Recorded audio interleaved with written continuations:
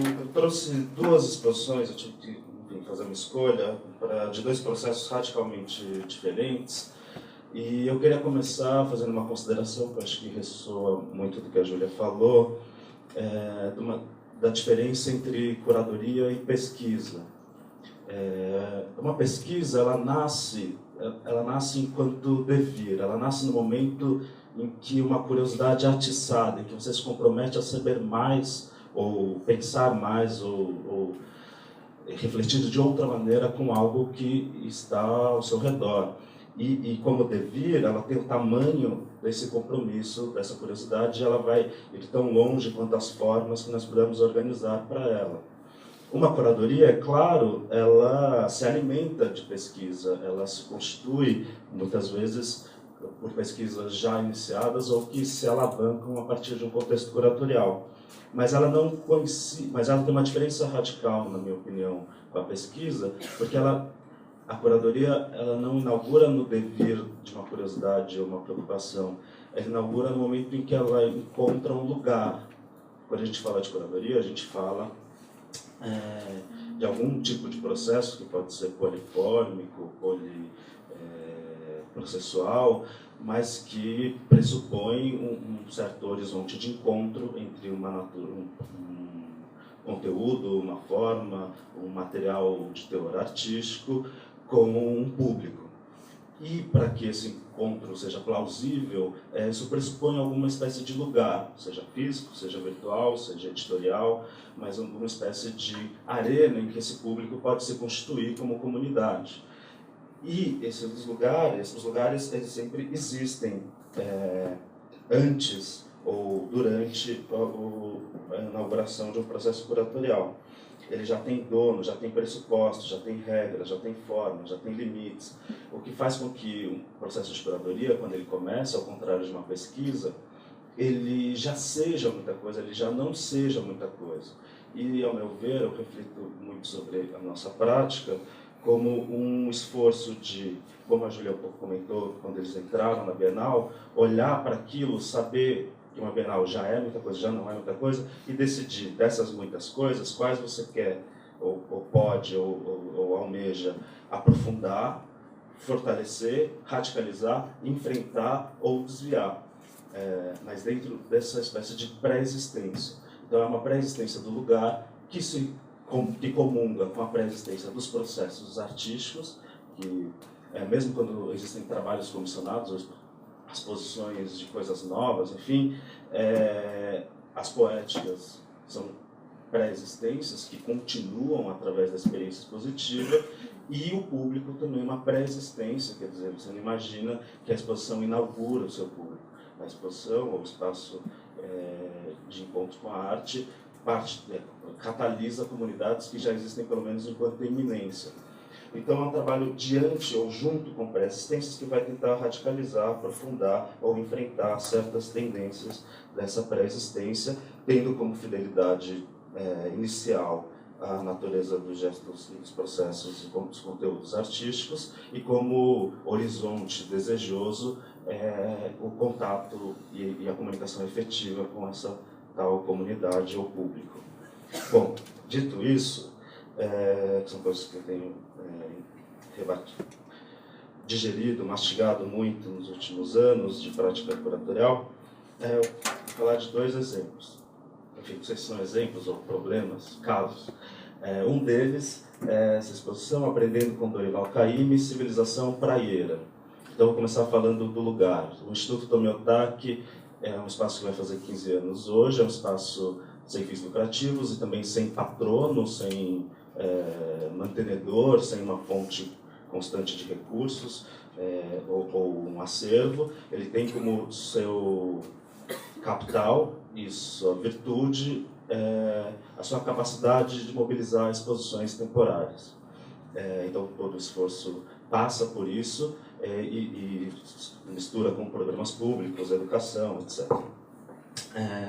O foco do Instituto tem sido a arte contemporânea brasileira, num horizonte polifônico e eclético, que converge também com arquitetura, design, arte moderna brasileira, internacional, música, eventualmente cinema, literatura, etc.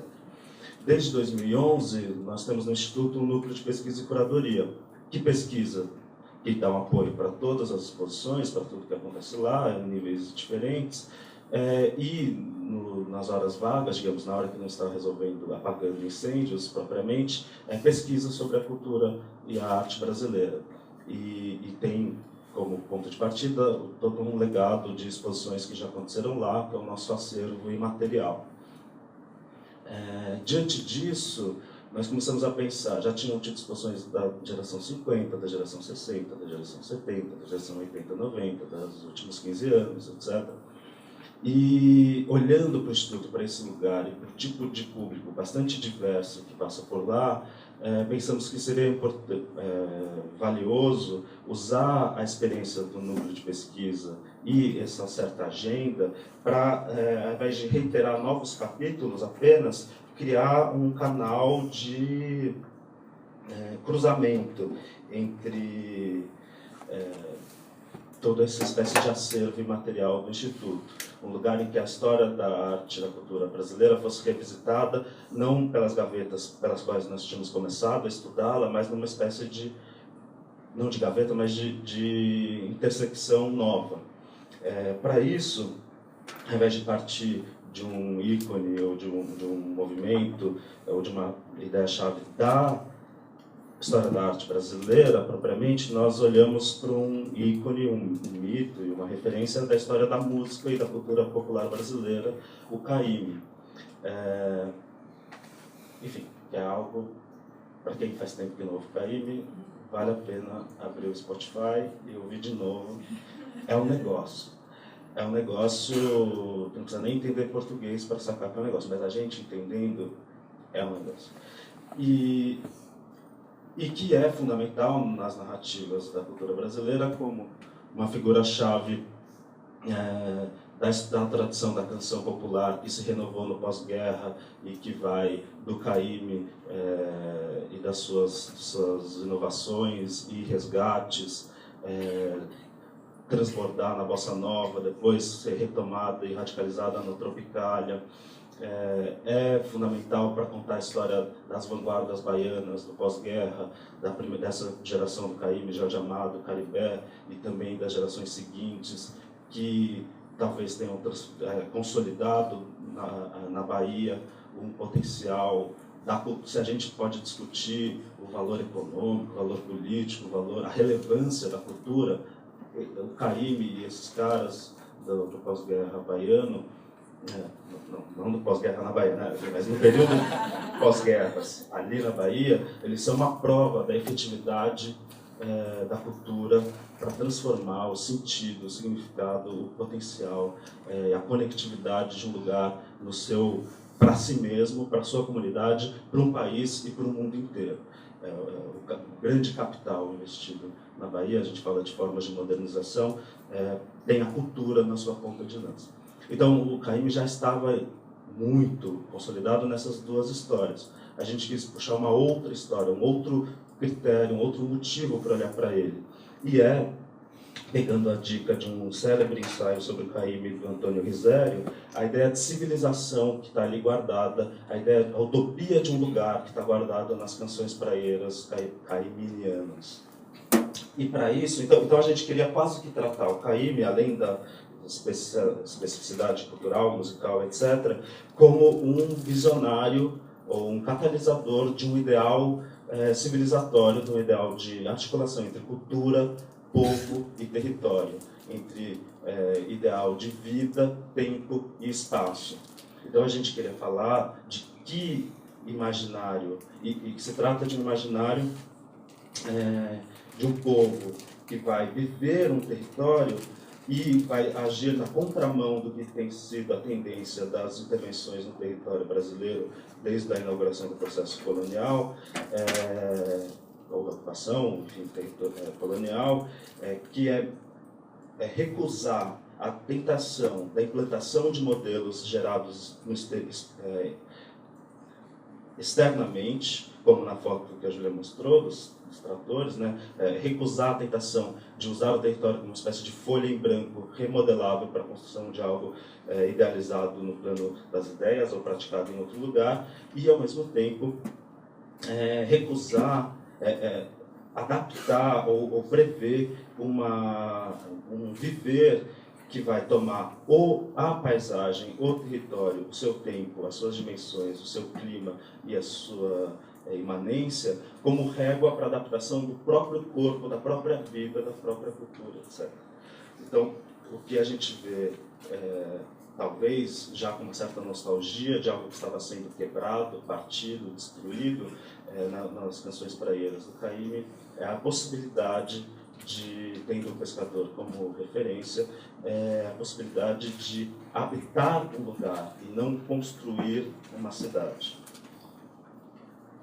E para falar disso, a gente precisou, nesse caso, suspender a tentação de falar do Caymmi junto com os outros músicos populares brasileiros ou com os outros grandes artistas e escritores e poetas e pensadores baianos e tentar achar uma outra vizinhança que explicitasse ou que salientasse esse aspecto do Caymmi.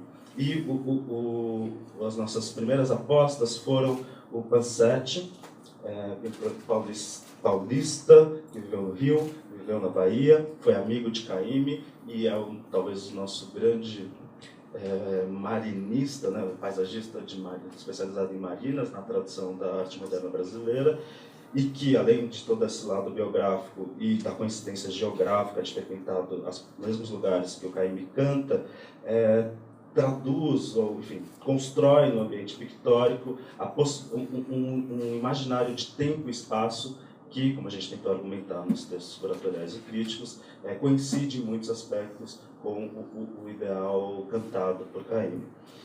A gente trouxe também o Sérgio Rodrigues, que tem das soluções de brasilidade no repertório do modernismo brasileiro, no caso da Poltrona Mole, um caso muito especial, em que, ao invés de procurar simbolismos de Brasil, texturas, cores, coisas que visualmente remetessem a algum imaginário de vinculação territorial ou cultural brasileira, ele vai procurar uma postura corporal, que seria brasileira, na Poltrona Mole, essa postura do repouso, e que é corporal, é cultural e é também territorial, na medida em que corresponde a um tipo de repouso quase que necessário nos trópicos, sobretudo depois do almoço, aquele momento em que é inviável, é improdutivo estar trabalhando. É o momento das varandas, dos terreiros, dos assobradados, de toda uma história da arquitetura colonial e pré-colonial brasileira, dessa sombra, desse momento em que o dia diz para a gente que não é possível continuar ainda. E o Flávio de Carvalho, que no plano das ideias, não exatamente vai falar da praia, mas vai falar desse clima tropical e abordar no campo do design, da arquitetura, da arte, do texto, da teoria e da moda, o que seria, a partir de uma abordagem modernista, uma aposta radical na adaptação do corpo, da cultura ocidental, a relação intrínseca do corpo humano com o clima e o território dos trópicos. E a gente trouxe as cadeiras dele para criar esse núcleo. Então, a primeira ideia da discussão, e eu vou basicamente falar só disso, era traduzir tudo isso que eu acabei de falar, na verdade, numa oportunidade. Então, eu falei agora do ponto de vista, numa leitura crítica desses objetos, mas, na verdade, a exposição começou quando a gente imaginou ouvir Caymmi, e está tocando Caymmi aqui, não está aqui, né, mas lá nessa sala. Está tocando as canções praieiras do Caymmi, então, ouvir as canções praieiras do Caymmi, sentado na poltrona do Sérgio Rodrigues, ou na poltrona do Flávio de Carvalho, que ele fez para a varanda da casa dele, vendo as marinhas do Pansete. Então, era resolver um pouco uma reflexão teórica, histórica, também, ou a partir de uma experiência sinestésica forte. Então, não só aproximar arquitetura, design, pintura, arte e música no plano de relações historiográficas, mas aproximá-las como experiência contígua. A exposição, então, além daquele núcleo, que era uma parte mais redonda da sala, ia se constituindo por documentos, contribuições de outros artistas. Imagens desses autores, eles vinculados ao seu lugar, ao lugar da praia. Documentos, contribuições pontuais de artistas contemporâneos, como o Carlos Guimarães, ou da Patrícia Leite.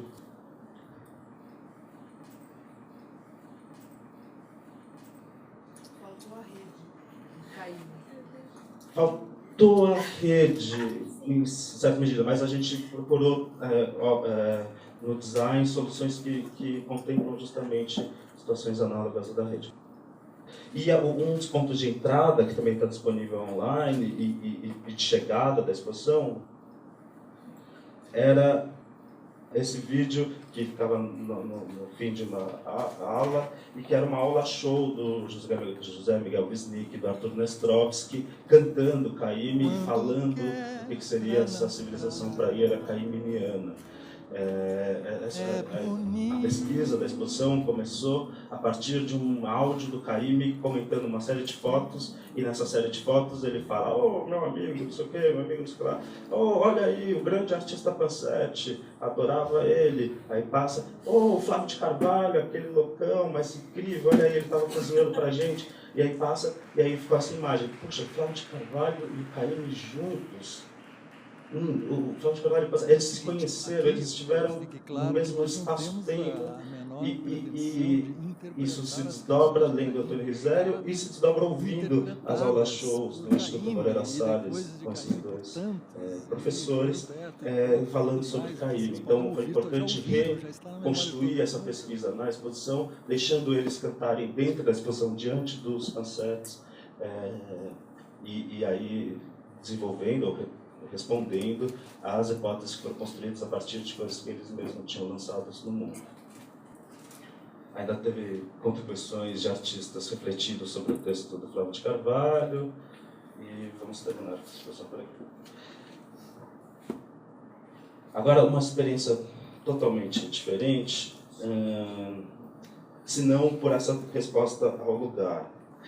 Desde que eu trabalhei na 29ª Bienal de São Paulo, a Júlia estava comentando isso antes da gente começar, foi muito radical a experiência para mim, era meu primeiro emprego, né? Então tinha muitas coisas muito radicais, mas uma delas foi que a gente passou mais de um ano falando das obras como se elas existissem, como se elas estivessem diante da gente, falando com o educativo, falando com a imprensa, escrevendo catálogo, escrevendo material educativo, e falando de associações entre artista, obra, montagem, tipografia, o que aquilo podia querer dizer, não querer dizer, provocar, não provocar, o tipo de atitude que aquilo ia gerar, inclusive pensando em roteiros, trânsitos, percursos, etc. E aí a exposição abre, e na escala de uma Bienal, a exposição não abre, a exposição é invadida. E aí, depois de milhares de pessoas andando por ali, às vezes em grupos de 50 com os educadores, às vezes com seres humanos de 4 ou 5 anos de idade, às vezes pessoas de currículo invejável e que por si mesmos poderiam ser um evento, mas elas estão lá vendo o que você ficou imaginando esse tempo todo, vendo essa pluralidade, essa intensidade de material humano atravessando aquela experiência artística, ficava notável como a gente tinha falado muitas coisas, não sei se estúpidas, mas inúteis, na medida em que a gente ficou falando sobre o que a gente acreditava, a partir da fidelidade aos artistas e ao projeto da exposição, que aquelas coisas poderiam ser. Mas quando as pessoas de fato chegavam, aquelas coisas eram outras tantas coisas que a gente não era capaz de prever ou imaginar. E muitas obras ficavam muito maiores e outras ficavam muito menores e tímidas e encolhidas do que a gente pressupunha no plano do projeto curatorial ou da reflexão crítica. E E desde então eu venho tentando realizar uma série de iniciativas, muitas vezes em associação com a Valquíria Prats, que é uma curadora de projetos educativos, tentando reforçar ou salientar ou colocar todas as fichas possíveis no público das exposições e no que acontece enquanto as exposições estão acontecendo, não no tudo que acontece antes da gente montar a exposição ou durante a montagem. Então são situações que isso sempre está em jogo, mas são situações em que isso está particularmente em destaque. E este ano a gente está conseguindo desenvolver um projeto no Sesc Belenzinho chamado Estou Cá, que é uma sequência de exposições, workshops, oficinas, seminários, debates, sempre tendo esse foco, isso em foco. O que acontece quando o público está ali, quando pessoas de verdade estão ali. Então o foco do projeto não se consolida na abertura das exposições, mas em tudo que acontece enquanto aquilo está acontecendo. E isso é muito importante que seja no Sesc Belenzinho, porque é um lugar também de intensidade de comunidade, de público, de quantidade, de diversidade e intensividade de visitação, muito diferente de uma galeria especializada em arte, de um espaço comercial dedicado à arte, muito diferente, inclusive, ao Instituto Tomiotaki, já que o Sesc ele pode ser um problema para algumas exposições, porque ele não é um espaço expositivo, mas é o máximo para um projeto como esse, porque ele não é um espaço positivo, ele é um centro cultural e esportivo, e etc., comunitário. E a primeira iniciativa desse Estou Cá no Sesc Belenzinho, que é um projeto que vai até março do ano que vem, foi o Potlet, Trocas de Arte. Ele ocupa um lugar que eles chamam de espaço positivo, mas que é, na verdade, uma espécie de recuo dentro da área de convivência do Sesc Belenzinho. Nós, em geral, trabalhamos mediados por contratos de troca, em que nós trocamos algum tipo de dedicação de tempo, energia ou capacidade por dinheiro. E nós trocamos dinheiro por qualquer outra coisa. Essa é a grande eficiência. O dinheiro é a sua capacidade de livre equivalente universal. Ele não tem memória, ele não tem alma, ele não se incomoda se você ganhar o dinheiro matando gente e usar esse dinheiro para salvar outras pessoas. Por isso mesmo, ele é tão absurdamente acumulável, por isso mesmo ele é tão eficiente e é um dos fatores estruturantes para a gente estar conseguindo fazer com o planeta o que a gente está fazendo com o planeta. Tudo bem. Pensando nos artistas, convivendo muito com os artistas, um dos vários questões discutíveis dos resultados da gente contar tanto com dinheiro nas nossas trocas, que me incomoda particularmente, é que no trato cotidiano nós tendemos a ter um duplo distanciamento em relação ao que nós fazemos, graças aos contratos mediados por dinheiro. Primeiro, enquanto a gente faz alguma coisa, a gente tende a pensar muito mais se a gente tentar confirmar se nós estamos cumprindo as condições mínimas para receber aquilo que estava previamente acordado, do que pensar em porquê, como e com que meios nós estamos fazendo aquela certa coisa. E depois que a coisa está feita, a gente tende a pensar muito menos nas consequências, nos resultados, na pegada daquele feito, e muito mais no que a gente vai fazer com aquele dinheiro. O caso dos artistas, não quero idealizar em nada, mas ele tem, por ter uma relação muito complicada e desajustada com a ideia de contrato, pela produção artística ser muito resistente, resiliente. Frente a isso, eu me interesso particularmente pela ideia do Potlet. O Potlet é um conceito antropológico que funciona como guarda-chuva de uma série de modelos de trocas pré-mercantis. É um modelo que não pressupõe moeda, não tem equivalente universal. É uma série de situações rituais em que um grupo social, um clã, uma família, um indivíduo, enfim, um grupo social se vê obrigado ritualmente a entregar um presente para outro. Sendo que a graça toda do Potlet é que você não pode combinar o que você vai dar, você tem que dar como se fosse por livre e espontânea vontade, e você não dá o que está sobrando, você dá o melhor possível. Não porque o mundo do Potlet é o mundo dos ursinhos carinhosos, mas porque a graça, quanto melhor o que você der, seja pelo critério que for, maior a dívida que isso gera no outro. E numa futura situação ritual que pode ou não vir a acontecer, aquele outro se verá obrigado a te presentear de volta. E quanto maior a dívida simbólica, mágica, ritualizada, que você doa a ele, maior o karma dele em tentar devolver o melhor presente possível. Então é uma situação competitiva, desigual,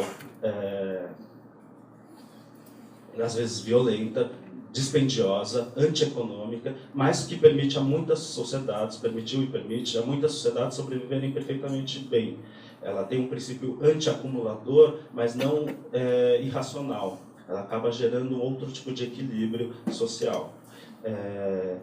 E de tudo que é possível pensar sobre Kotlet, me interessa do Kotlet esse aspecto, esse momento da decisão, que é o avesso do que eu vinha comentando antes, o momento em que alguém tem que escolher o que é o melhor possível, o que é o melhor presente possível, o que é que ele vai dar, que pode ser importante, ou impressionante, ou pregnante para um outro. Essa impossibilidade de negociação, essa impossibilidade de contrato, essa impossibilidade de responder, uma das respostas mais perigosas da nossa sociedade, como civilização, que é, eu fiz porque me mandaram fazer. Você no Kotlet precisa fazer porque você achou que era o melhor que você podia fazer, a maior dívida que você podia criar, o maior impacto que aquilo podia ter, a maior fortuna, seja mágica, simbólica, estética, que você podia criar. E, agora sim, posso falar dos artistas. Me impressiona, convivendo com os artistas, o quanto, em alguma medida, isso Bataille falava, eles são herdeiros do Kotlet na medida em que eles produzem uma prática economicamente precária, em que eles também têm que tomar esse tipo de decisão. Eles também vivem no regime capitalista, eles também compram coisas, eles também um monte de coisas. Eles não estão fora. Mas do ponto de vista do processo criativo, eles tomam uma decisão análoga do Kotlet, que é decidir o que é o melhor que eu posso dar para a minha comunidade, o que é o melhor presente que eu posso dar, também com os meus interesses de ter algum tipo de recíproca, mas olhando o meu lugar, meus meios, etc., o que é o melhor presente que eu posso dar sem que ninguém tenha me pedido nada. Então isso é uma das minhas paixões com os artistas, e esse projeto é sobre isso. Desculpa, não é uma pergunta complicada. O que é? De onde vem essa palavra Kotlet? É um nome desse tipo de ritual em uma comunidade específica, mas que o Marcel Mauss, olhando vários arquivos antropológicos na primeira metade do século XX, chegou à conclusão de que não era só daquele povo. O Kotlet era um tipo de esquema de trocas que podia ser usado para pensar vários tipos de trocas de povos não mercantis, de povos que não têm moeda. Então, basicamente, o Kotlet é assim, o Kotlet Trocas de Arte. É uma sala expositiva que começa totalmente vazia, com fichas em branco na parede, algumas frases de perguntas. E ali nessa mesa que está no centro do espaço, numa série de horários agendados, um grupo de curadores recebe pessoas que se inscreveram. As pessoas que se inscreveram podem ser artistas, ninguém confere, ninguém pede o número do sindicato, nada. A pessoa se inscreve porque ela topa, e a regra é essa, ela topa dar alguma coisa para o projeto. Ela vai dar o que ela escolher, ela vai ter que escolher o que ela quer dar, sabendo que o que ela der vai ser aceito. E sem restrição, não tem escolha, não tem filtro, não tem curadoria nesse sentido da escolha. O que ela der vai ser aceito e será exposto, integrado à exposição enquanto a exposição vai acontecendo. Em troca, ela vai receber essa primeira, antes de tudo, a conversa. Esse momento da troca não é um guichê, é uma mesa que até as pessoas podem andar ao redor, mas em conversas de meia hora, com os curadores, conversa sobre arte. Depois, a própria situação da exposição e todos os tipos de recíproca, poéticas, simbólicas ou práticas que ela possa vir a desembocar. E depois, sabe-se lá o que, o campo do indeterminado, quando alguma coisa é exposta, o que ela pode provocar no mundo. Então, de fato, isso aconteceu durante 4 semanas, foram 100 inscritos, 100 trocas, 100 objetos, de todas as ordens, era mais por cento do Sesc Belenzinho. A gente teve, pode ir passando, a gente teve inscritos desde artistas jovens, artistas médio-jovens, artistas autodeterminados, autoestudados, artesãos, artistas que moram na Zona Leste, artistas que moram em outras partes da cidade, e aquilo foi criando um palimpsesto pelo espaço. E a exposição envolve também uma atuação muito investigativa dos educadores, que fazem parte de um projeto chamado Boletim Público, que também ia produzindo estudos sobre o público e o modo dele usar esse espaço, e isso ia também sendo integrado como parte das fichas ali na exposição, e isso concluiu essa primeira etapa num encontro que também misturou jovens curadores, interessados, o público do SESC, participantes, enfim, numa conversa final.